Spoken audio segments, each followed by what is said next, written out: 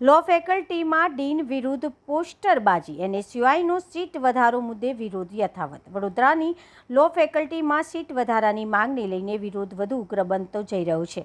NSUI દ્વારા છેલ્લા ઘણા સમયથી સીટ વધારાની માંગ કરવામાં આવી રહી છે, પરંતુ માંગણીનો ઉકેલ ન આવતા હવે વિદ્યાર્થીઓએ વિરોધનું સ્વરૂપ વધુ તીવ્ર બનાવ્યું છે. મળતી માહિતી મુજબ કાલે લો ફેકલ્ટી ખાતે પ્રતિકાત્મક રીતે નોટોની વર્ષા કરી વિરોધ નોંધાવવામાં આવ્યો હતો, જ્યારે આજે ફેકલ્ટી પર ડીન વિરુદ્ધ પોસ્ટરો લગાવવામાં આવ્યા હતા. પોસ્ટરબાજીને લઈને કોલેજ પરિસરમાં ચર્ચાનો માહોલ સર્જાયો હતો. વિદ્યાર્થીઓ આગેવાનોનું કહેવું છે કે છેલ્લા ઘણા વર્ષોથી લો ફેકલ્ટીમાં સીટોની સંખ્યામાં